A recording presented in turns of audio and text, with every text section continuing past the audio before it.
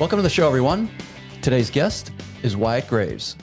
Wyatt grew up in Louisiana with a younger sister and half brother, and money was tight in his family, and they struggled to make ends meet. The stress of living paycheck to paycheck created a strong desire in Wyatt to become a successful businessman so he wouldn't have to worry about money again. When his mother was able to open her own business, it provided the financial cushion for the first time in Wyatt's life, and his life changed. He focused on going to college, earned a scholarship, and graduated with a degree in Entrepreneurship and Management and began selling real estate. In 2008, after the mortgage and real estate meltdown and the following recession, Wyatt went bankrupt and had to start over. In 2016, Wyatt's town flooded and over 100,000 homes were lost, including his personal home. During this time, Wyatt had been learning from some great teachers in the art of goal setting and of starting at the desired ending and reverse engineering his way to the beginning so he could make a plan to achieve his goals. He learned that winning at key relationships and having the time to do it was more important to him than the rat race he'd been on. He started Kaizen Home Sales and Service to teach people to sell real estate while continuing to invest in real estate personally and build businesses. And he's the host of the Mentee podcast. I'm excited to have Wyatt on the show today to share his story of determination, drive, and resiliency, and the power of setting goals. And with that, Wyatt Graves, welcome to the show. Thanks, man. Glad to be here. Man, it's such a pleasure, brother. And this has been a long time in coming. As we were talking before hitting record, you and I have been planning to do this for a while, and life conspired to get in the way. When we first had this conversation, it was probably a year and a half ago as we were prepping to do this talk. So I'm psyched to have you here, man. It's through sheer grit and resiliency that we both made it here. For sure. Absolutely. Cool. So let's talk about growing up, man. What was it like? I know you're a Louisiana guy. What was life like in Louisiana growing up as a kid? Man, I grew up in the rural country of Louisiana, a little country road, not a neighborhood of sorts. Spread out pieces of land, right? No restrictions. Lots of different kinds of families living around us. I remember the folks that were across the street. They bred dogs. And they were groomers out of their house, and so it was a lot of a bunch of people that were spread out, and just a rare a rare thing for me at the time, right? Didn't have real connection with what dog breeders and groomers did. Of course, it wasn't in the city like a nice every house with a manicured yard kind of subdivision. We were just rural country. Small one red light town where the school was. Couple of gas stations. Of course, all that's changed now, but it was real rural and laid back and kind of slow. Is this Shreveport area or Baton Rouge? What part of Louisiana? We're east of Baton Rouge, so Okay. it's South Louisiana. It's in Louisiana we have parishes, not counties. So it's Livingston Parish, which borders East Baton Rouge Parish, and we lived north in the parish. So just one road in and one road out back then. Okay. Is this, would you describe you like Cajun influence? Was that No, even not? Cajun is more west and a little north of where I grew up. We were just gosh, I don't know a way of saying it, but not Country Cajun. kids? Yeah, just country kids riding old beat up four wheelers and playing in the streets and playing in the mud and playhouses, clubhouses, go karts, no Yeah. helmets, that kind of stuff. Right on. I love that, man. It's just, the world has changed so much with the internet and technology because what you're describing is, I think, kids that grew up in the 80s, the 90s, and that pre kind of 2000 Yeah, grew up outdoors, right? Grew up yeah, outdoors and had to make your own, had to use your imagination to that's create right. worlds, right? Whether it was forts or four wheelers or, big wheels or whatever. You had to kind of make it happen because there wasn't going to be fed to you through a phone, That's right. where Yeah, that's my life. yeah, right on. Did you have friend groups? You play sports? What was kind of your childhood from that side? No sports, man. That's the thing about, I guess I left that detail out. We didn't have a lot of neighbors with kids. Mm. So it wasn't a neighborhood full of kids. And I didn't play sports. Kind of the unique thing about where I grew up is I went to, and I lived on the attendance zone line. So I could go to one of two schools. I could go to the school that was closer to the city called Denham Springs, which is, had the subdivisions and those kinds of houses and families that attended that school. Or I could go to Live Oak, which was a little further out from the city.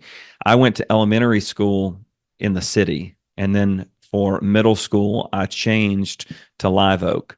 And so for me, I never lived in the city where all the people went to school with me lived. So I never became really close to those friends, right? Mm. And then when I moved in middle school, the friend groups were already established.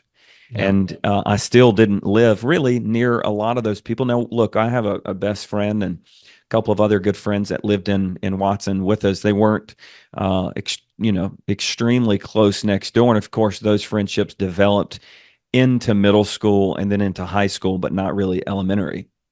Mm. So would you describe yourself as kind of a loner, or you didn't have big friend groups because of that movement? In elementary school and the younger years, for sure. Um, in the higher levels of middle school and into high school, certainly became much more involved with friend groups, especially once I could drive and got a car and my driver's license, right? That helped to change that. Right on. Cool. All right. So you're growing up, and you mentioned, I know in the read-in, I talked about, you were the awareness of living paycheck to paycheck, or things were pretty lean and mean. And then I know when we talked, you talked about your mom starting her own business and how that created some amount of relief. Talk about that, like growing up in that, what I don't want to use the word scarcity, or I just did, but this whole idea of kind of paycheck to Yeah, paycheck, yeah. and then that transition. So here's the thing, man, the contrast, right? The contrast of going to that elementary school, I became self-aware that there were people that had more money than us, or at least it appeared that they had more money. They were cleaner. So it wasn't that we were dirty, it's just they had nicer things. They presented better. And that contrast was very evident to me, and then I would come home and we would live in our country home. It's nothing wrong with it, right? It was fine. It was clean. It was, Yeah. but there was just a contrast in lifestyles. Okay. My mom worked a minimum wage secretarial job. My dad worked in the plants, didn't really have discretionary income, and the discretionary income that we did have was spent on probably things that we didn't need, right? Hobbies and things that weren't trying to get ahead. With that being said, uh, my family burned the candle at both ends of the stick. My mom would work two jobs, right? My dad worked shift work sometimes. He worked out of town sometimes. So the dynamics of our family were spread out is probably a good way of saying it. It wasn't like we had dinner at the dinner table. And being in that part of the town where it wasn't like I was playing with a bunch of kids every afternoon. It was kind of I was kind of a loner back then, um, and I became self-aware of things that maybe it's normal. I'm not sure. For me, it didn't seem normal, right? It felt like we were different than most people, and my dad and mom owed child support to my dad's ex-wife and my brother's mom. And it was $250 a month back then. And they never had the money Mm. on the day that it was due. And of course, my brother's mom needed the money, right? And so she would call and check in on the status of the child support. And every time that phone call would happen, it would send my mom and dad into a conversation, right, about not having the money to pay for it. Obviously, adding to the self awareness of the uh, part that money plays Mm. in what I perceived as happiness.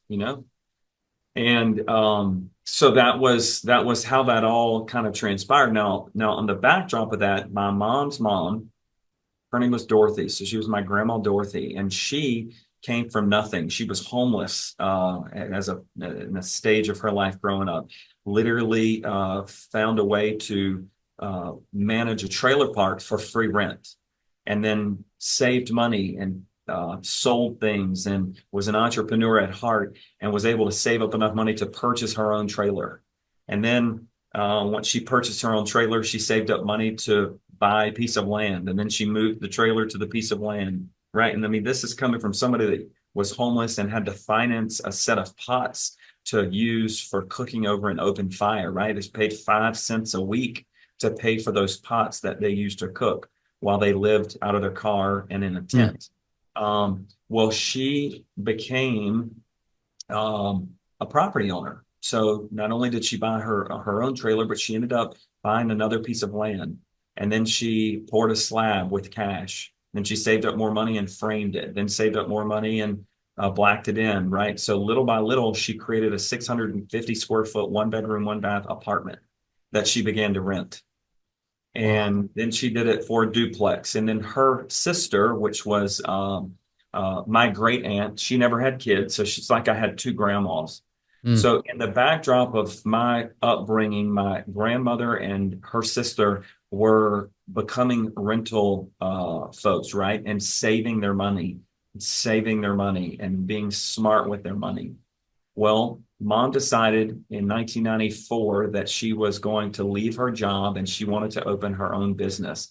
And my grandmother had the piece of land and had cash to help her birth her first business. And based on the location of the land, about the only business that seemed like it would work was the daycare.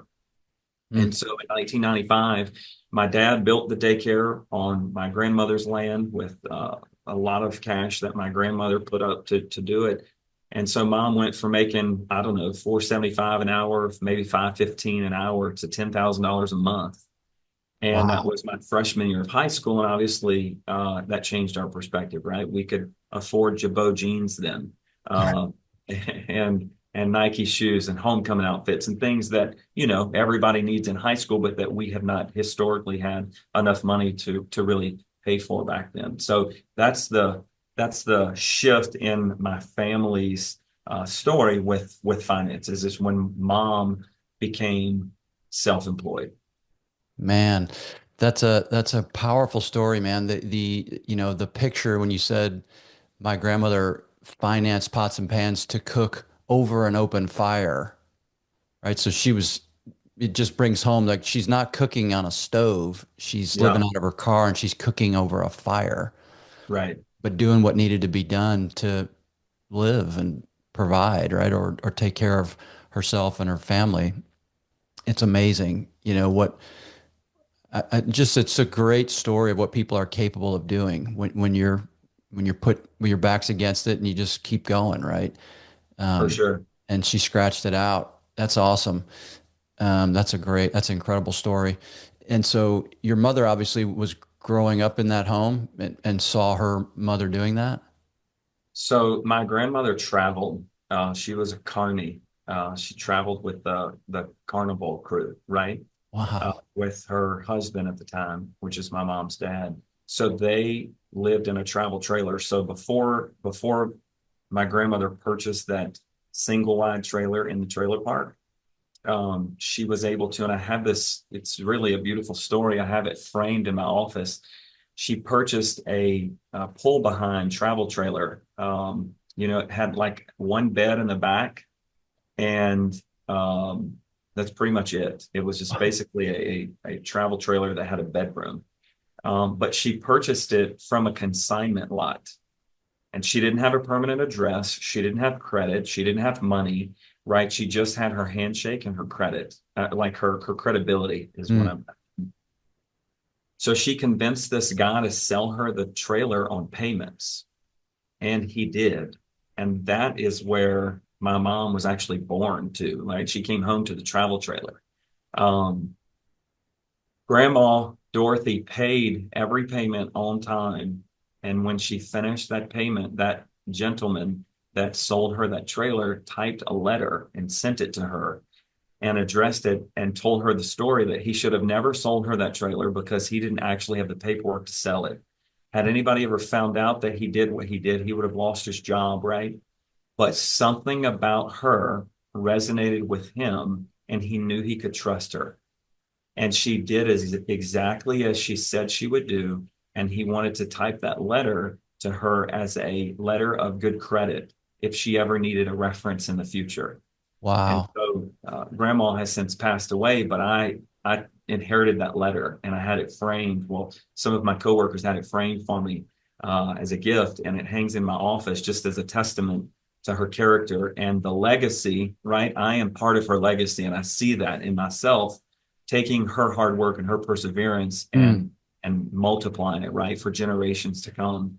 Um, so my mom grew up in a trailer and has technically lived in all states of America except for Hawaii and Alaska, which speaks to the demons that she fights today from never having had a stable Sunday school class, a stable elementary school, a stable friend group, or a consistent friend group, right? Mm. So that's how she grew up, was in on the road. Man, but powerful story, dude. It's so incredible. And um, when you say that about your mom having uh, that reflection of like no stability, and so how that shapes you and how that informs, your kind of your worldview. I can remember my grandmother, who's, God rest her soul, long passed away. She grew up in abject poverty, right? And grew up in the era of, so my dad was born in 37. So she would have grown up kind of, pre-depression and then been an adult through the depression. Um, and so, and the wars and things like that, when where things were rationed, right? Sugar was rationed, butter was rationed, all these different things. And so I remember as a young kid, and probably this would have been in the 70s, anytime we went to a restaurant, everything on that table was coming home with us, right? Aside, not the dishware, but the sugar packets. If they would put those little stacks of sugar packets, every single sugar packet was coming home. Anything that wasn't bolted down that she could get in her purse was coming home. And my grandmother wasn't a thief, but she's like, these are free items. They put them on the table. If we chose to put them all into our drinks, they wouldn't object. So they're ours. So we're taking them all home. And we were kind of like, oh, grandma, Nana, and then I remember her putting butter packets in her purse, right?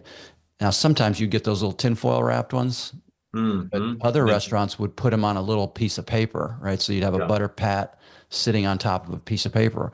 She didn't care. She'd stack them up and she'd put that exposed butter.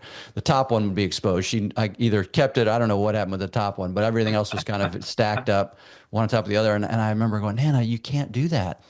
And she goes, no, Eric, you don't know. Like they used to ration this, and one day they'll ration it again, and I'll be Mm, ready. So mm, because I've got all the butter I need back home now. mm. And it was Yeah. like just that, those experiences, whereas someone who hadn't experienced it, I was embarrassed. She's like, I have no shame here. No, I'm getting ready. Like I'm just being prepared because I know what it's like to not have this stuff and you don't. And it's just amazing how those things, those life experiences will shape our perspectives, right? Now that you're in high school, right? So now you've starting to experience like, oh, this is what. And what's really interesting about your story is you were old enough to remember what it was like. You were old enough to see and experience the transition. It's not like you were born as maybe a younger kid that may have only come into, okay, we've got money. I know what that's like. Or someone that maybe had grown all the way through into adulthood. You saw a major transition at a point in your life when your brain is actively forming and making and shaping like, what's this all mean? And where do I want to, how do I take this information and use it? Um, so in high school now, do you remember what it's like? So your parents are able to buy you clothes, like you mentioned, homecoming and stuff like that. Do you remember thinking, should we be doing this? Is this okay? Or was it like, woohoo, this is awesome? Oh Um, no, I knew that it was living. Look, when we we have a pattern.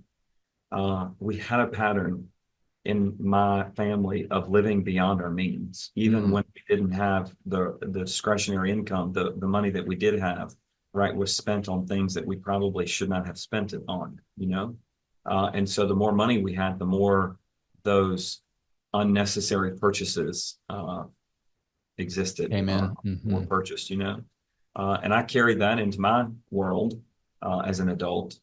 And it wasn't until we figured out, right, and still struggle some days with that, right? How much do we save? How much do we invest? And what's a splurge and what's not? And how important is it? And things of that nature. And why are we buying this? Do we really want it? It's programming that's deeply rooted Mm. in all of us. But yeah, I knew for sure. And, to add to matters, so mom in 95, which is 1 year into owning her own business, she had a bout with spinal meningitis and had a stroke that gave her some numbing on one side of her body, not paralysis, but just some effects from it, right?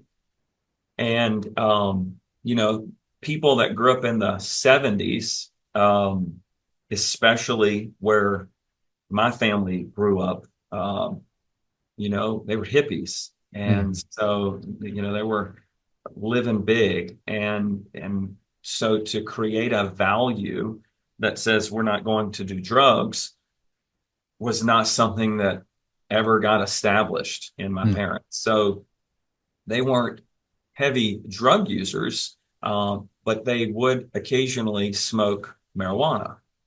Well, growing up in the 80s and 90s, DARE was the program in school, right? And so you go to school and you're learning that people that do drugs are bad people. And then you go home and you discover, oh my God, my mom is smoking a joint. This is so trashy. This is so wrong. I need out of this space, right? And of course, there was nothing I could do about it. Didn't really talk much about it, although I was a very I got in trouble for my mouth a lot. I was not very respectful young man growing up. I have an opinion and I let people know it, right? And anyway, so not having that value, Eric, when things got tough, such as the spinal meningitis and the stroke, mom got addicted to pain pills. And so I'm a high schooler. I've been, for whatever reason, I've been business oriented, business minded my whole life. And so I was helping her run payroll as a 15 or 16-year-old, right? And then when she was hospitalized and things like that, I'm the one that's going to the CPA to say, hey, help us run payroll. What do we got to do here? And doing some of the behind the scenes stuff at the daycare. But that started a journey that still exists today of battling with addiction. And my point is that there were times when mom would be under the influence and take us shopping and just buy everything and anything you wanted, right? $1,000, $1,300, $2,000 on clothes and things that we wanted. And we knew that we shouldn't be doing it, but she wanted to do it. And so it happened. But that was part of the journey of growing up, right? That's part of my story in terms of the awareness of the dynamics between money, happiness, drug addiction, numbing from emotional pain and trauma, and all those things, right? And of course, that's how mom started to cope with all of her issues that she never really dealt with, right? And as that addiction worsened, so did the marriage with my dad. And we were all in business together at some point, right? We haven't really talked about my entrance to the daycare world, but we became business partners and her addiction worsened. And it was that all was transpiring in that 2008 recession, 2012, that little 4-year period of time, right, of going broke and the recession and all the pressures mounting. Her and my dad got divorced, and she was in and out of rehab, and that rehab season is where we started to really learn, or I started to learn, that childhood that she lived was running her programming in her life as an adult. And the a really big epiphany is that my grandmother was salt of the earth, the most compassionate Mother Teresa, open-minded, loving human being ever. And so to blame her for the experience that my mom had growing up felt wrong. And so mom was able to process that she could love grandma and hate the experience, Mm, right? Grandma didn't choose to give mom that experience. Grandma was fighting for mom to survive, yep. right? Whatever it took to survive. And the not having a friend group, not having a Sunday school or not Sunday school, it was a vacation Bible school, right? Mm, She got to do one of those and never do them again. And she didn't realize that she missed that until she processed this as a 40 something year old adult, right? Um, so mom was able to process that she could love grandma and hate the experience. And that's part of what has helped me in my journey kind of separate from self and observe my thoughts, mm. observe my feelings, and become the observer of who I am, um, and process all of that to where I'm at today. So, long story. I don't even know the point of all that, but hopefully it's helpful and Yeah, gives. no, what's interesting to me is um is how we can take other stories to ourselves, right? I've experienced this and talked about it on the show before too, where my dad grew up. I mentioned my grandmother, that home, she grew up in abject poverty, and then when she started her family with with my papa, my grandfather, and her husband, they were in the projects or in the government housing, big family, lots of kids, all growing up in that mode of scarcity. And so my dad, always a hard worker, working in that sort of scarcity mindset of like, I'm just trying to keep the lights on and waiting for that shoe to drop. And so always in a very scarcity mindset. And so, issues around money for me have been that same kind of thing, like always trying to just save, because you're always waiting for that shoe to drop, or it's like preparing for, not just preparing for a rainy day, you're preparing for like the ultimate 100-year storm, right? And never feeling safe. And I had to kind of come to grips with, I've never worried about electricity being turned off. He did, but I never have. And he worried about food. I never have. So why do I have this, heavy scarcity mindset? And it was just that, well, it was his life that, because of his experiences, got impressed upon his family, right? Right. Not intentionally, not That's ill-willed, right. just the things he brought to that role as a father. And it was like, those are the lessons you learn. And I remember even with my own kids, continuing to pass that along. And so with our oldest, our daughter, my wife stopped working when our first child was born. And so we went into heavy, like, okay, we just took a 50% pay cut. We got to really conserve our resources Mm. because we're having to figure it out.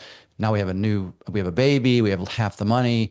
And so we don't go out to eat. We don't do some of these things that we used to do. And then if we ever do go out to eat, as our daughter became more, aware in terms of her age, so now she's in her, whatever, 6, 7, 8, 9, whatever years old. If we went out, there were rules. Like there's no appetizer. We're not buying appetizers. We don't get tea or any sort of drink because that's $2 a glass times, all of a sudden you're spending another $10 on drinks. And it's like, no, we're not doing that. We're here to have a meal. So we're getting a meal where everyone's getting water, and that's the way we do it. And the kids knew that's the way we do it. Well, then once my income level is rising and we can afford to do more, then I'm like, well, I'm going to have a beer with dinner. And I remember my daughter looking at my mom like, what's going on? Like, this is so irresponsible. It's a terrible, like, why is dad getting a drink? Why are we having an appetizer? We can't afford this. And I'm like, no, we can afford it. It's okay. And I thought, wow, it's amazing how this stuff does get passed on generation to generation. Whereas my son, who was 4 years younger, he's like, yeah, let's get an appetizer, right? That's just the Yeah. way we do it. He never saw those early days of Isn't like, that wow, we're, crazy? we're watching Yeah. every dollar. And so it's cool, I think, when you can separate and see. And I love what you said about I can love my mom, or your in your mother's case, love her mother, your grandmother, while separating. I don't love the story. I love her. I'm okay. And I don't have to dislike her because I dislike the story, right? I can Right. separate those things. And that's powerful when you can recognize that. For sure. So talk about, you mentioned, let's get into that early 2000s. So you mentioned getting into the daycare business with your mom. So you're helping to run that, and talk about kind of going into that. I know in '08, in the intro, I mentioned about there's obviously the real estate meltdown, the mortgage meltdown. Shoot, the whole financial system seemed like it was about to tip over. I know there was questions about money market accounts breaking the buck, and these things that we never even conceived that could happen, right? I remember being deep into my business career at that point, and just every day was a question on what new first time ever thing was going to happen that day. You had major financial institutions failing. It was chaos, right? And certainly the mortgage business was rolling over. Talk about how that, as a business, we'll talk about, I guess, your role in the childcare business, and then how 2008 starts to impact things for you. So, couple things. So, I was very lightly involved in helping mom in the 90s with her school. I graduated high school. Somewheres along the lines, I tell the story all the time, sitting in at a red light, the one red light that we had back in the day on the school bus, and I see a really fine car cross over the intersection. I recognize, like, that's a beautiful car. And I asked my friends on the bus, look at that car, y'all. And they say, oh, that's so-and-so's mom. I said, oh, what does she do? What's her job? Hmm. And her job was a real estate agent. And so I made the connection, right, that I could drive a fine car and make a lot of money if I became a real estate agent. So that seed was Hmm. planted for me to become a real estate agent. Graduate high school, knew from a very young age that I was always going to major in business management and entrepreneurship. I don't really know why I knew that. I don't really know how I knew that. It just has always been. I can't answer where that Hmm. came from. Nonetheless, I moved away for my freshman year of college so that I could just do something different and just explore separation from my roots of being back home. And the place that I studied for college was next door to a real estate brokerage. And so I would pass by that brokerage every day on Front Street in Natchitoches Parish, Louisiana.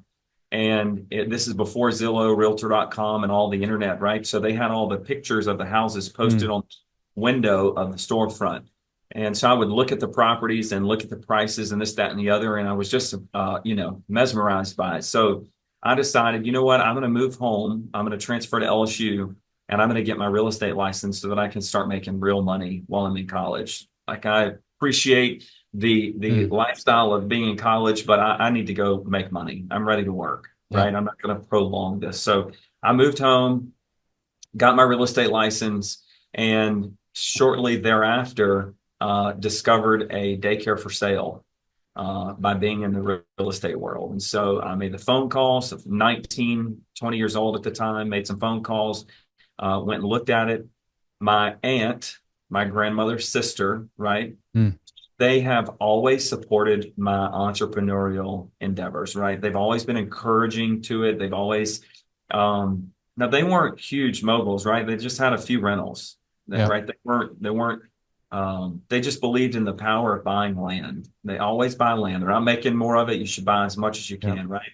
So my aunt said that she would give me 3 acres and a trailer, one of her properties. She would give it to me so that I could start my business. And at the time, I was going to make a trailer park out of it, divide the land, put 6 trailers on it, and we were going to make a trailer park out of it.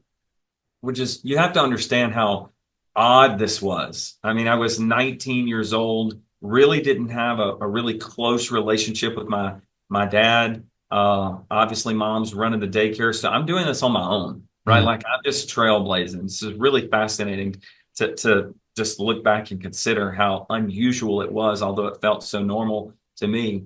Nonetheless, I began to clear the land, and I found the daycare for sale. So I shifted gears and I said, you know what, we're going to divide the 3 acres into 2 tracts of land, and I'll sell the acre and a half of the trailer for 35,000, and I'll sell the other acre and a half for 15. I'll get $50,000. And can I buy this daycare with $50,000 cash? And so as a result of being a real estate agent, I found consultants and other mentors at the time that I went to and said, hey, can you help me buy this daycare? So his name is Mr. Tommy, and Mr. Tommy put together my business pro forma. He knew the bankers to go to, and I ended up negotiating a purchase agreement with the sellers on my first daycare. It was $420,000. Wow. They were asking 550, right? So the cool part of the story is they were asking 550. We made the offer through some business brokers, and they said no. And so the business brokerage canceled their agreement. Everybody went about their business. And then a few weeks later, I went direct to the sellers and I said, hey, I want to explore buying the daycare again. And they said, well, we prayed about it and God said it's not meant to be. At the time, the prayer of Jabez was very popular. Somebody had written a book about it, and I was reading it, right? Praying, God, bless me indeed, enlarge my territory, right? I want to be a blessing to other people. Show me the way. And so I was able to counter those sellers' remarks by saying, well, the funny thing is I've prayed about it, and God says that this is to be mine. So obviously one of us, we're not hearing the right story, right? So let's go back to the prayer life and see what we can come up with. And those sellers called me the next day and said, Wyatt, we're going to sell it to you. And we're going to sell it to you for $420, and we'll owner finance $120,000 of it interest free for 10 years. Wow. Crazy. So Mr. Tommy got me a loan for $250. I put my $50 cash in and was able to buy the daycare. I was 20 years old and walked into a $420,000 business with 17 employees and 68 kids. Full-time college student, still lived at home. And that was how I got started in the business. So that was in 2001. We grow the business. I start making $10,000 a month. I'm selling real estate. I'm doing the daycare. I'm still living at home. I don't have any bills. I thought it was just the best thing ever, right? So what do you do whenever you find something that's that good? You think you should do more of it.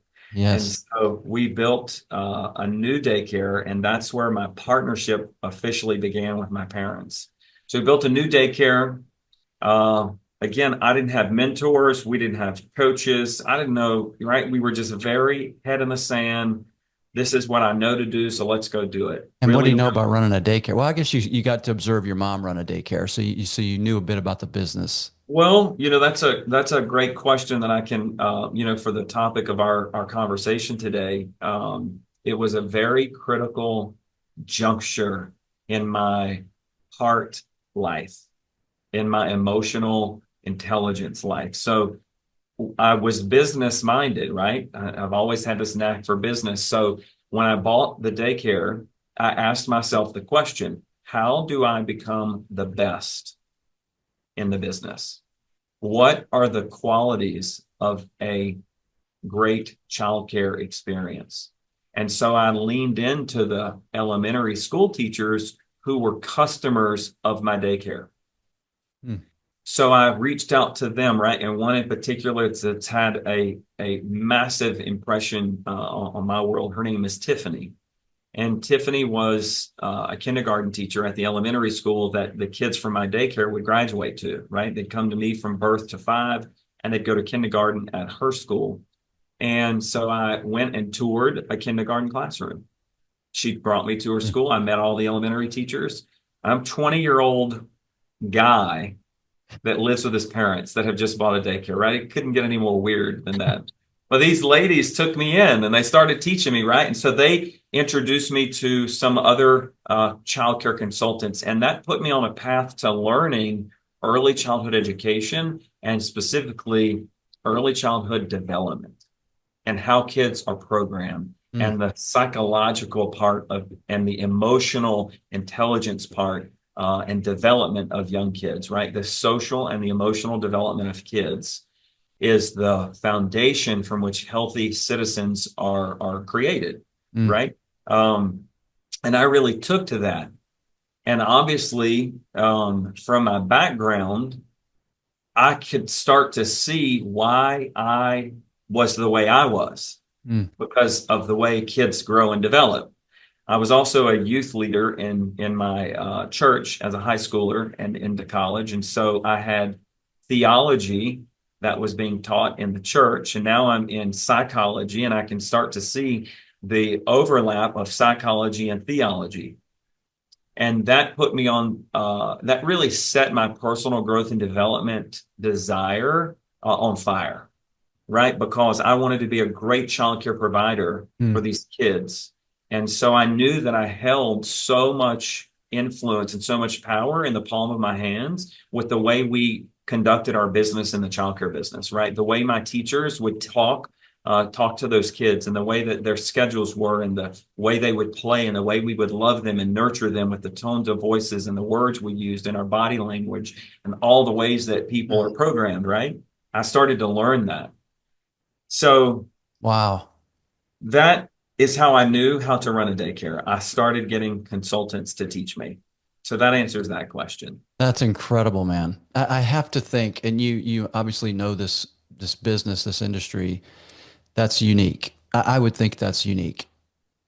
Because you, Back then, it was very unique because most daycares, the industry has changed a lot in mm, 25 years. But back then, it was sit in a seat and color this apple red and trace the letter A. And don't, you know, make noise. make noise. Don't be rambunctious, right? It was a very structured curriculum. Uh, Daycares had rulers that they would paddle the kids with, right? The little paddles. And back then they would duct tape kids' shoes to their feet if the kids kept taking their shoes off, and they would wash their mouths out with soap, and all the things for biting, and just really physical and Yeah. not emotional with their support services. And that is what made us successful, right? Because, hey, the thing is, we weren't only doing that for the students, but we were teaching the parents at the same Hmm. time, right? How to be great parents. We were introducing parents to that. Of course, this is before the internet was so, you know, at our fingertips, right? This is before people had such knowledge and information at palm of their hands as well. Hmm. So that's part of what made us who we are even today. That's part of what my history and my track record is. That's part of how we've been able to recruit and attract the employees that we have, and that's part of how we run our business. And we teach these same things to our employees, right? And that's how the good life was born. Essentially, it was at the end of the day, I want to help people live the good life, whether they're my students, my customers, my kids, my parents, my people that rent from us, right? I know that information. I have that skill. I'm passionate about it. So I feel responsible to sharing it, no matter what we're doing, whatever division of business it is, right? Renting our houses, doing a podcast, my investors, our childcare providers, my service maintenance folks, my new construction people, my realtors, people that do loans with us. At the end of the day, we want to love people and help them to live the good life. And we see us connecting our services with them as a leverage for them to add to the mindset piece of it. All that to say, to come back to your point of the 2000s, right? And how we got to where we are. We built a new daycare. We were over budget, and we opened in the month of November. People don't move daycares in Mm. the month of November, right? So we opened with 5 or 6 kids, over budget and bleeding money. 2000, that was 2003. 2004, we were making a name for ourselves. We were the childcare business in our community.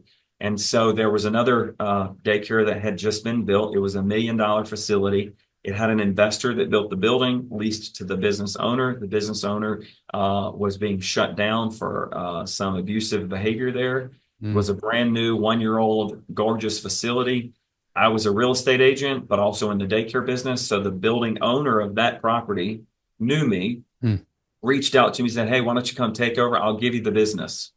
I'm going to foreclose on the business. I'll give you the business, and you just start leasing the building. So we went from my one daycare making me all the money that it was making me to 3 daycares Yeah. overnight, it seemed like. And that's a big change, right? Mm. When I'm the one opening the door and Mm. managing versus me managing a person that's going to open the door and manage the business. It was huge. And I'm 23 years old. I'm still in college. I'm still a kid, you know? So that was 2003 and 2004. The real estate market started to soften in 2005. Hmm. But Katrina happened in New Orleans. It was a Hurricane Katrina, and all of the devastation happened in Katrina Yeah. and sent all of those residents into our communities to evacuate. And many of those folks never went back. So it gave us a shot in the arm for the real estate world. Lots of builders, and I always have kind of focused on representing builders, by the way, in my real estate business. And so lots of our builders were saved because of Katrina.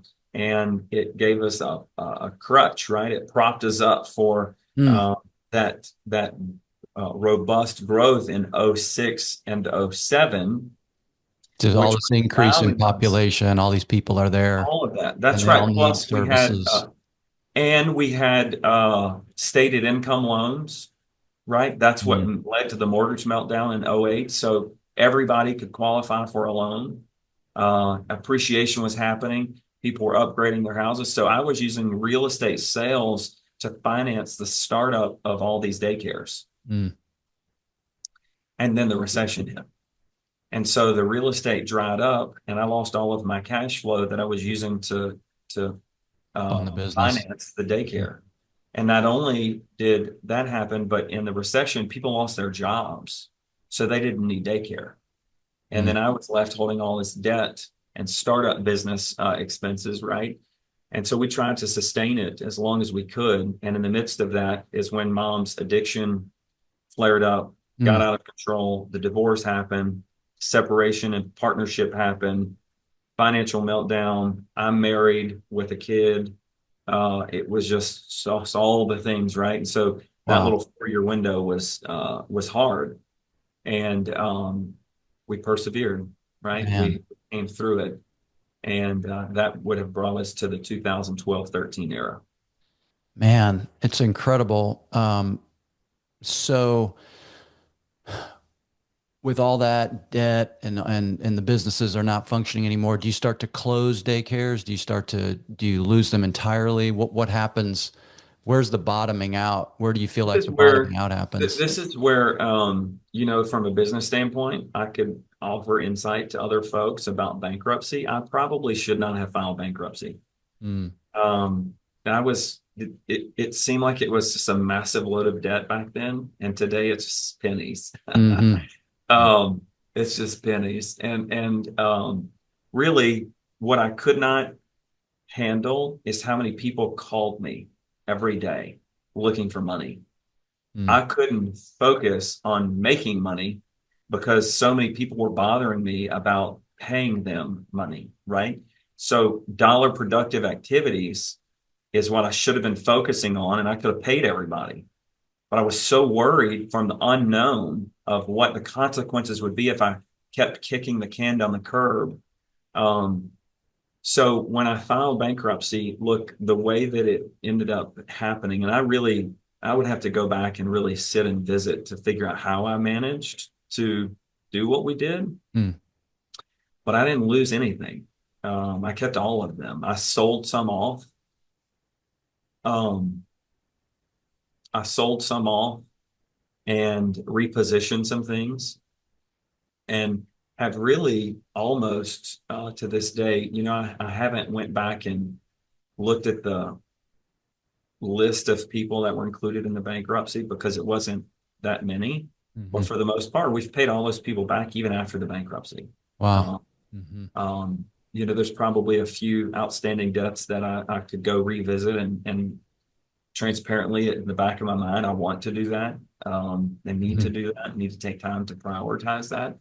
But we kept all of those businesses and ended up selling them off either for a loss or maintained them and ended up selling them later, like after the flood to help recoup from the flood in 2016. Wow.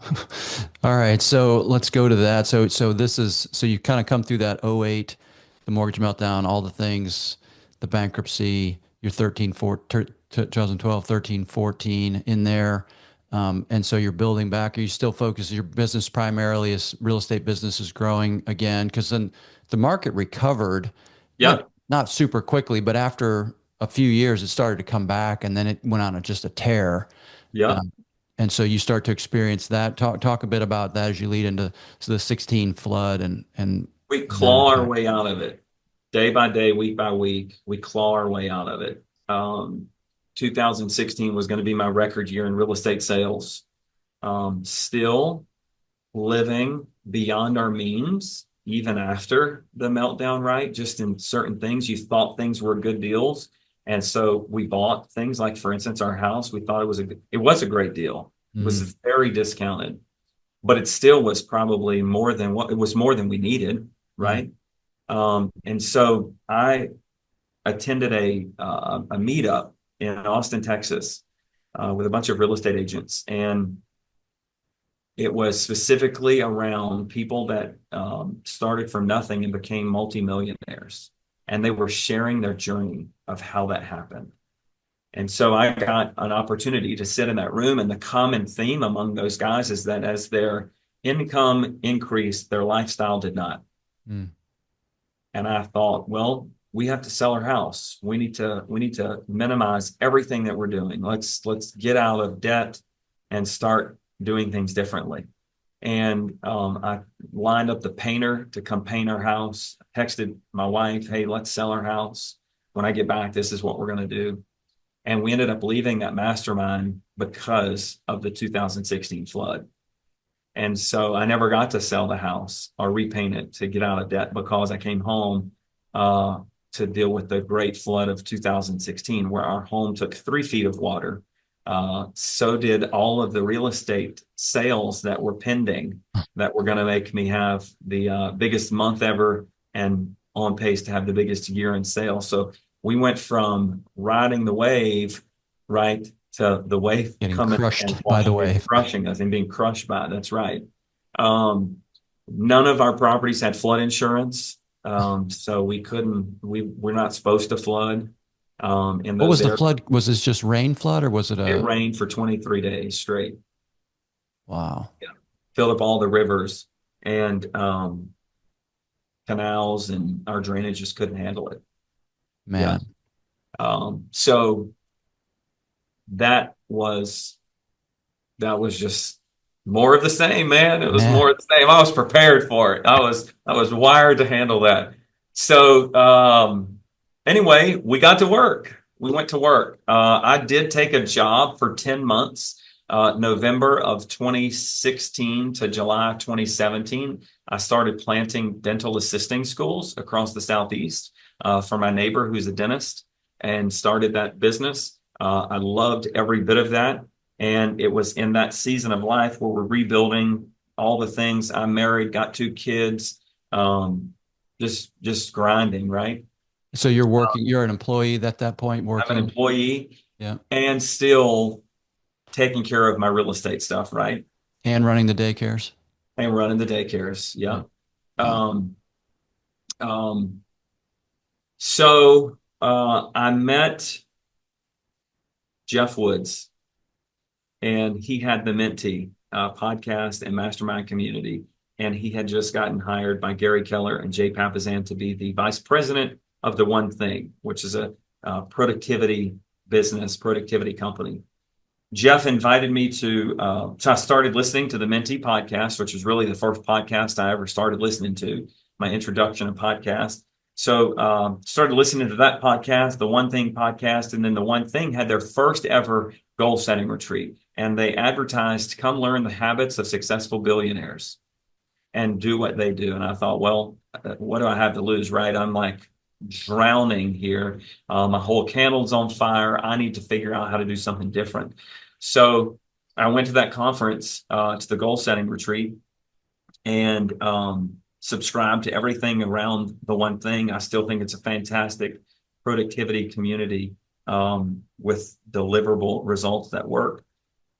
There, I really got to know Jeff. He invited me to his mastermind that January, the following year. It was $5,000 to go to that mastermind for one weekend. I did not have 5,000 cash to do that. I applied for a credit card, got the credit card. It had a $5,000 limit, and I charged it. I told Janae this will be my birthday present, my Christmas present, my Father's Day present. Like, I got to do this. And it was in that season, Eric, that I learned Jim Rohn's quote, "You become like the five people you spend the most time with." Yeah. So figure out where you want to go, then get into a relationship with those people, and the rest is history. And that's what I was trying to do. So, right. So I went to the goal setting retreat, upgraded my ticket to the VIP so that I could be around more intentional people that also valued VIP. And it was through those VIP guests that I found out about Jeff's mastermind. So then I went to Jeff's mastermind. I met Justin Donald. Do you know Justin? I do not. Justin Donald, the lifestyle investor. He is friends with all the GoBundance founders. Yeah. So I meet Justin. I call Justin after that mastermind to pitch him a real estate deal. He says, "That's not for me, but it's for my friend David." So he puts me on the phone with David Osborne. I Wow. had no idea who these people were, right? Just no clue. So I'm in the Keller Williams organization at the time. So I tell them that I'm talking to this guy, David Osborne. Like, "You're talking to David Osborne?" So they made it seem like it was a big deal, Yeah. right? And it was a big deal. Yeah. It changed my life. Yeah. It changed my life because I got on the phone with David. He asked me to send him the deal, and he invited me to the GoBundance summer event. And so I went on this little, it was like a 4-week vacation because I went to Keller Williams mega camp. I went to the GoBundance event. I went to, at the time, David had his equity fund conference. So I went to his equity fund conference. I went to another guy's conference, and it was all in Austin. So I was in Austin not for 4 weeks, but it felt like forever. Right. Anyway, and that's how I found GoBundance. And so then that was like a complete 180 of an upgrade with the people and the conversations that I was hanging around.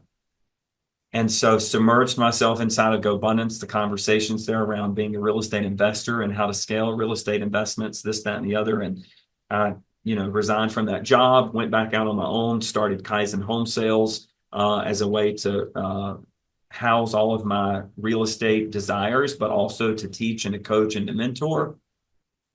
And that's been one hell of a journey for the last 6 years. Man, so you were the GoBundance, the David Osborne meeting and the GoBundance and all that. That was 2018. Yeah. Is that right? 2018. Okay. And so 6 years ago. So 6 years is, it's a minute, but it's not a lot of time, right? So you've gone through a major transformation, would you say, in the time from 2018 to 2024? Talk about what your No doubt. businesses have done and talk about, I know goal setting, the art of goal setting. We talked about that in the beginning, and reverse engineering your way from the end to the beginning and how to drive successful businesses. Talk a bit about that, if you would. One thing I learned, so GoBundance allowed me to meet people, right? And I'm a firm believer that people don't know what they want. They only want what they know. And so if you want to change things, then you have to be exposed to new conversations, right? You grow into the conversations around you. So go start having conversations with new people with an open mind. And so that's how I've approached my participation inside of GoBundance. And that led to lots of people introducing me to my current coach, Ron Patulski. So I've been coaching with Ron for probably 3 or 4 years now. In 2019, Janae and I went on a couples retreat with GoBundance, and we met Kelly Flanagan. We've coached with Kelly Flanagan for 2 seasons of our life since then. And so between Ron and Kelly, that has been just tremendous value on transformation, right, at the heart level. And one of the things that I've learned through their coaching is that, as it relates to my business, is that you can't have a relationship with other people that you don't first have with yourself. And like energy attracts like energy. So if I see myself as a victim, if I see myself as the underdog, then I'm going to attract other victims. I'm going to attract other underdogs. And so I can look back at my life and I can see where the things that I've experienced in my business, yes, there were catastrophic events, right? The Great Recession, the Great Flood, things of that nature. But the minutia and the grind in between those is because I've recruited and attracted people that weren't living above the line from an abundant mindset. They didn't see themselves as winners. They saw themselves as underdogs. And they weren't as committed as I was to escape that, right? So we had this whole transformation inside of my business where, hey, I'm changing the relationship with myself. I'm not an underdog. I never was. That was just a perspective that I needed to change. And so I've been on that journey of not seeing myself as a victim or an underdog, which I've never seen myself as a victim, but I certainly never saw myself worthy of abundance that would just happen, right? Just because I'm worthy, just because that's how God made me. And that has allowed me to just completely change the people that are around me, the workers, the customers, friends, all of that has just, it's just all evolved, man. And as a result, from a quantitative number standpoint, I'll start with my family. My wife and my kids, we have a 10 out of 10 in everything, right? It's not perfect. Janae and I struggle and we have, debates that are emotional. And yet we're still so committed to the vision that we have for our family. My kids, I'm living a dream life with my family and the relationships that I have. It really just I don't see how it could get better, right? My physical health, I do the inside tracker that we learned about through GoBundance, right, with David Sinclair. My inner age is 32 and I'm 43 years old. I feel amazing. I feel healthy. I'm exercising. I'm active. I've gotten off of blood pressure medicine. I'm thriving physically. At work, I have $22 million worth of assets under management now, net worth of over $5 million. And 6 years ago, I could barely scrap together $1 million to beg them to let me join GoBundance, right? Telling them that my net worth just washed away in the ocean, right? And the sky's the limit. Like I can feel the momentum. I feel it every day. Good things happen. Right? We're attracting great talent, great investors, great properties, great deals. We're living in flow. That really is what I would say is a result of the work that we've done to live from our heart, to be open-minded, to live above the line relative to David Hawkins' levels of consciousness. I love that format because it's easy to teach other people and it's an easy reference point, right? Yep. But living above the line, man, and just being grateful. I took a picture today. This is a random story and example for you and the listeners of how this shows up.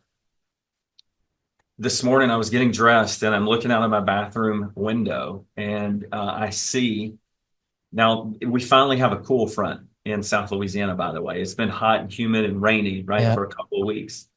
So I'm looking out of my window in my bathroom and I can see the sun shining through the trees.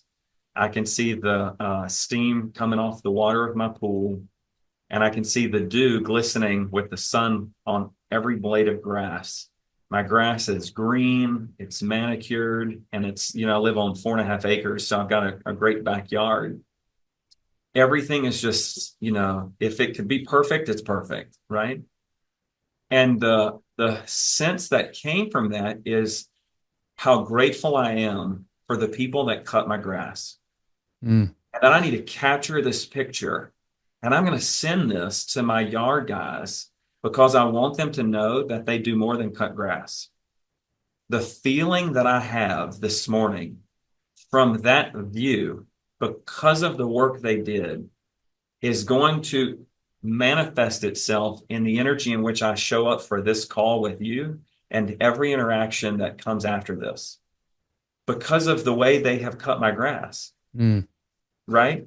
And so the awareness that those guys would appreciate that, and that I appreciate that, and that I'm going to take action to do it, is how I think we are spreaders of goodness, right? Through that little action. Now, I haven't been able to text them yet because of my morning routine once I hit traffic and got here. But I'm going to do that, Yeah. right?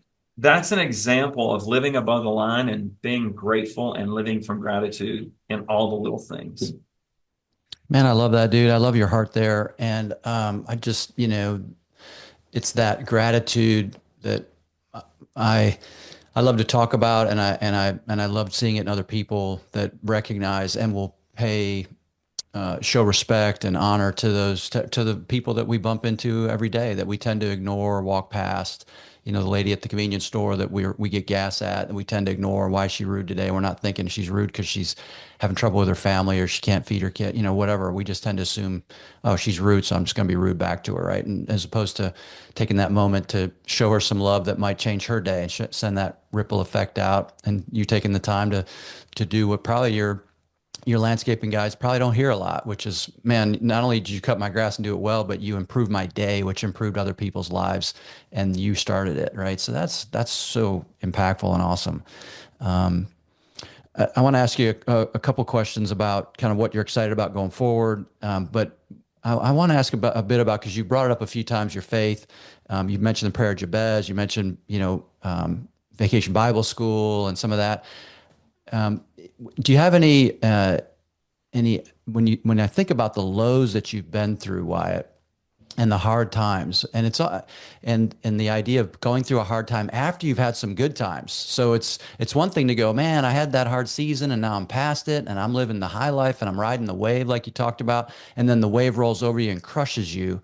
And how do you pick yourself up after going, man, how do I get back, right? And then what role does faith play, or did it play for you, if any, in that you could share with us?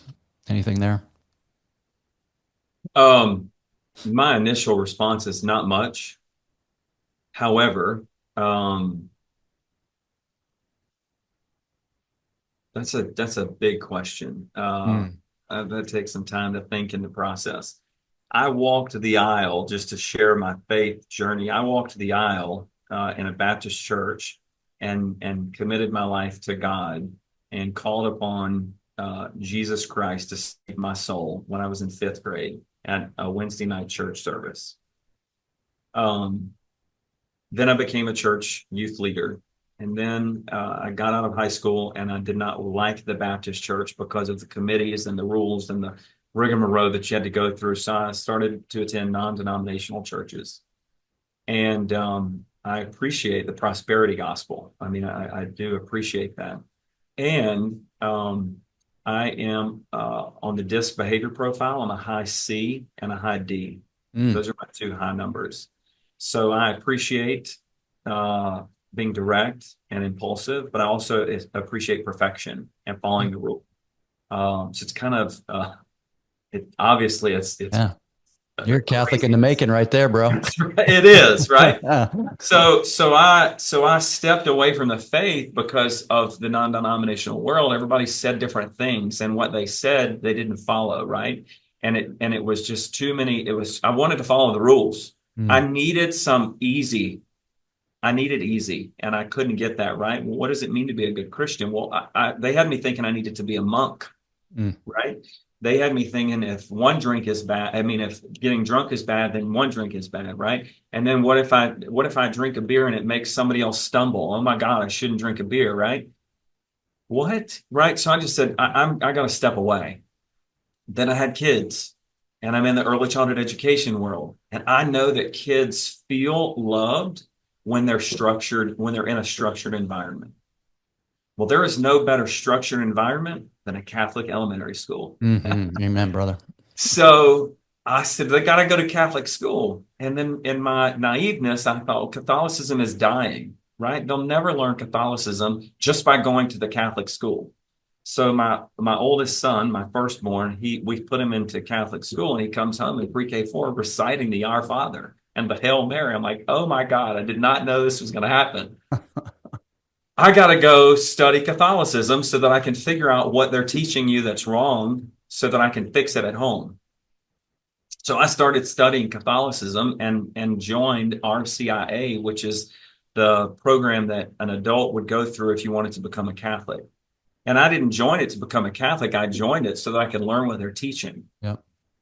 And in that space, my kids' school had what they call as a living rosary, where they line the chairs up in the shape of a rosary, and they put a kid in every chair, and they pass the microphone around, and they say the rosary. And for the first time in a Catholic experience, I was taken over by the Holy Spirit, like full Mm. body chills. I could feel the spirit, right? Um, in that room. And so with that being said, and my sponsor that I elected, I specifically got a sponsor that would teach me. He introduced me to Scott Hahn. Oh yeah. I mean, the rest is history. Like, oh, this is where I belong. So hook, line, and sinker, became Catholic, converted, became Catholic.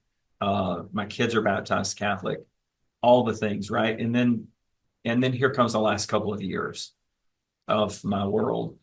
And I'm starting to appreciate the structure of Catholicism, because I know that motivation is not permanent. Mm. And so, whether it's goal setting, whether it's relationship with my kids or my wife, if you don't spend time, right, with those people or with your goals, then you get disconnected from them, right? And the other, self-help quote that I like to say all the time is behavior comes before motivation. Mm. So you may not feel like going to the gym, but once you go to the gym, you're so grateful that you went to the gym, right? And so I can see how religious leaders in the old days understood that, and out of care and concern for their flock, mandated church attendance and Mm. mandated certain things, because they knew that the feeling wouldn't last, and they knew that people wouldn't do it because they felt like doing it, but if they did it, it would serve them well. I'm beginning to see the church through those lenses, right? So I appreciate the rules and the rituals, and I don't subscribe to them the way that the religion would say that we have to subscribe to them. And I still think I'm going to heaven. And I Mm. still think there are other people that are going. I think we can have heaven here on earth, right? If we live above the line and we live from our heart, then we get to experience that, right? I think God and Jesus and the Holy Spirit are all in you and me, whether you profess yourself to be a Christian or not. I think it's here. Um, so it's a little weird for me to even have this conversation living in South Louisiana, right? Among such diehard Christian people that believe if you're not a Christian that you're going to hell. I know you didn't ask me that, but that's just where I'm at. And I think it's important that people know that that's where I'm at, right? I'm a love people right where they're at. And I think it's all good. And I Right on. think we're all going to see each other when we die. Right on, man. I so appreciate you going there, man, and sharing your testimony and your faith journey. It's awesome. I'm a Catholic. I love my Catholic faith, and my reasons for loving it. I've come to. So we've all, like you said, we've all been on a journey. I grew up a Catholic, and I was pretty much just annoyed with going to church for most of my youth and or young adult life. I didn't know that there was a Catholic center on my college campus. Turns out there is. Who knew? I didn't go looking for it. And I didn't really my faith started what I would say kind of became alive in 2001 when I went to a men's retreat and recognized, okay, if this is what I believe, I need to start living what I believe. And I became on fire, for the Lord in 2001. And then that's 23 years ago. And I would tell you that my journey's been meandering through that 23 years, right? Of seasons of abundance and then seasons of dryness.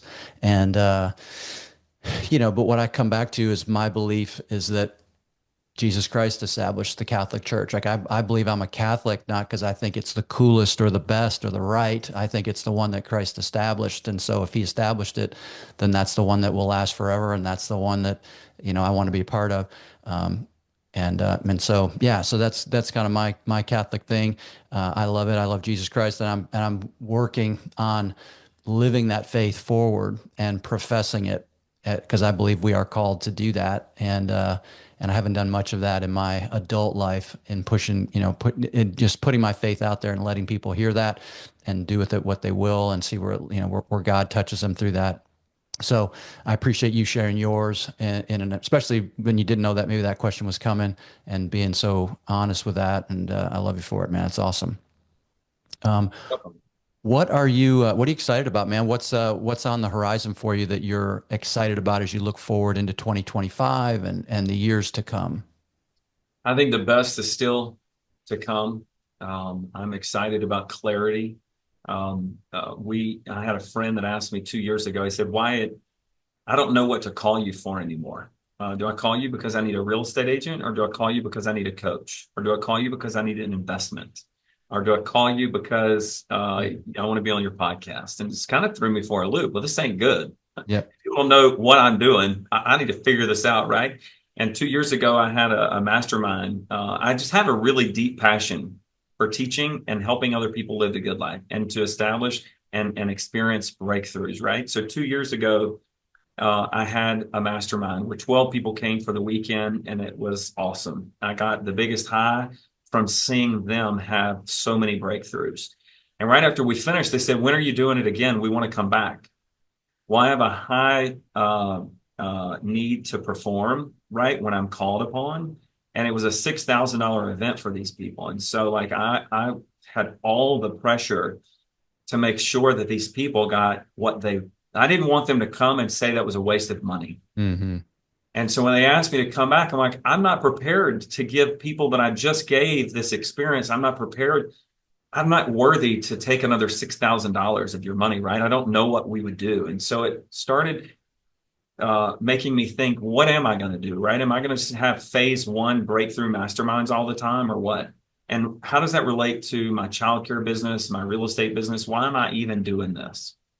So that, coupled with that question, set me on this discovery journey of figuring out, what am I doing? What's the future look like? And that has finally came to fruition. And I'm finally able to articulate that. And so we've been working on marketing, collateral, and branding behind the scenes to launch my personal brand, is where we have landed. It'll be WyattGraves.com.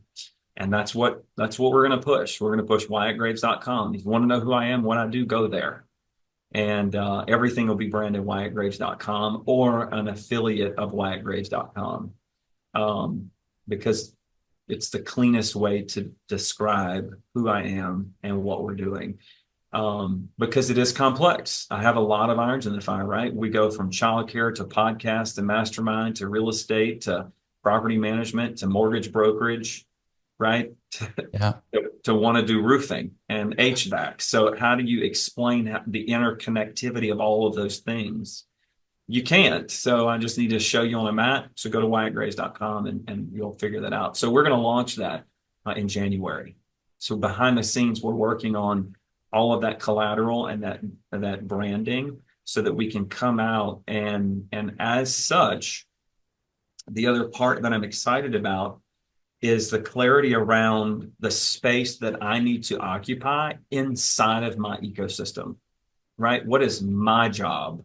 Yes, I can be the owner of these businesses and the general partner of these properties, but what's my job, right? It's different than the things that I own. And what I know is that my job is to teach, to mentor, to connect, and influence people. So they can live their good life.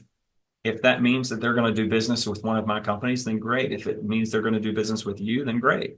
That's my job. And in that, right, how do we measure the results of it is by understanding the culture inside of my organization with my employees, my partners, my subcontractors, my customers, right? my job should drive the desired culture, which is growth and development, healthy mindset, living above the line, inflow, no matter what, right? And that's what I get to do, and that's what feeds me. I can tear up a spreadsheet and I can analyze a deal, and I don't want to do that anymore. We're going to Yeah. find somebody else to do it, right, and do it the right way, and have a successful business, where we own 25,000 doors in 10 years from now, and make $200 million a year doing that, coupled with service related businesses, both for us as a property owner and also the residents that live inside of our houses. And then we'll have a personal growth and development community surrounding that as a protective moat, on all those things, right? So being able to teach, coach, mentor, connect our residents to jobs, to financial services, our employees, our investors, and everybody the like, right? It all fits together. So I'm excited for that clarity, the streamlined approach of it, and then bringing in integrators and continuing to evolve into the person that can lead level 5 talent. That's what's 2025. Man, that is a ton, dude. And I love that vision. I love a few things pop out there for me. One, you said, I love crunching a spreadsheet and getting grinding the numbers, but I'm not going to do it anymore. And I think it's a challenge because I coach professionals as well. And we talk about this idea that the things that got you here will not be the things that take you to the next place. So you have to let go of some things. And sometimes it's hard to let go of the things that you really love doing. It's easy to give away the stuff that you don't like to do and Yep. find somebody else to do it. It's harder to give away the things that you love doing that you're like, but it helped me get here. How can I give it up? And it's like, because it's not going to help you get to the next place. So you've got to give it up. And so, man, I so appreciate you sharing that and just the big vision that you've got for where you're taking your business. It's knowing a lot about the disc profile as well. I have not, well, so a CD to me is the most lethal. Again, what we know in disc, right, is that all profiles are equal, right? There's no right Sure. one, better one, best one. And yet, I'm a heavy C with an S support as the secondary. Um, the CD is power, dude, because the reality is the C is like I can get in the weeds and grind and do analysis, but I can also get stuck in that analysis and not make a decision. Whereas the D is all about decisiveness, making decisions, doesn't care, doesn't have has a short-term memory, so forgets the losses, presses on. If you've got both of those things, you're deadly because you can do the analysis, figure it out, but then you can make a decision and go and not worry about, like we'll learn from what we do. If it's wrong, and we'll just we'll learn. There's no losses. It's all just win or learn, and we keep going. And so it's deadly, and that's awesome. I love hearing that. And what a beautiful and massive vision. And again, what also comes out for me there is your heart for helping others. This is not about the Wyatt, again, my take is not about the Wyatt Graves show and how Wyatt becomes a billionaire. You've got numbers and goals around finances and those things. But at the heart of it, it's how do we help other humans have bigger lives, live the good life, flourish, have abundance, live above the line, which is an abundance mindset that says there's no limit. It's not a zero-sum game. We're not all fighting to scrap and someone's got to lose. If I win, we can win together. And so it's an open-mindedness mindset. So I love all that, dude. It's so powerful to put that out in the world. That's right. And look, an overextension of a strength can become a weakness. So the CD can get in my way. That's why I have to have coaches and mentors to help me, live the life of balance. Awesome, brother. Man, it's been a great conversation. We went a little longer than I said we would, so I appreciate you hanging in there and being For sure, so man. gracious Been a with your pleasure. answers and being so open with everyone. Where can people find you other than wyattgraves.com? Would you direct them anywhere else? Any place Man, you? that's the best place. It's a site that's up and being evolved. It's an older site, but it has all of my contact information. I happily share my cell phone with podcasts because people don't use it. And so it's like a test, right? It's 225-235-7223.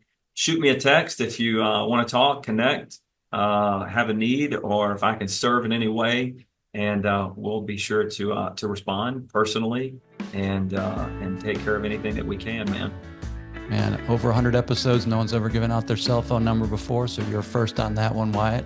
Awesome. We'll see if people call me. Take the challenge right there. I'll put it in the show notes for sure. So I appreciate you sharing that. And man, it's been an honor having you here, brother. I appreciate you so much. Thank you for your time and for everything you share with the audience. And so, yeah, man, it's been great. I so appreciate it. Thank you, man. Look, I'm looking forward to all the things we're going to get to do in GoBundance now. Awesome, brother. To our audience, thank you for taking time to listen. If you would forward the show to a friend, give us a rating, write a review, all those things help us reach a broader audience. Until next time, friends, I'm Eric Sardina. You've been listening to the Return to Authenticity podcast, and bye for now.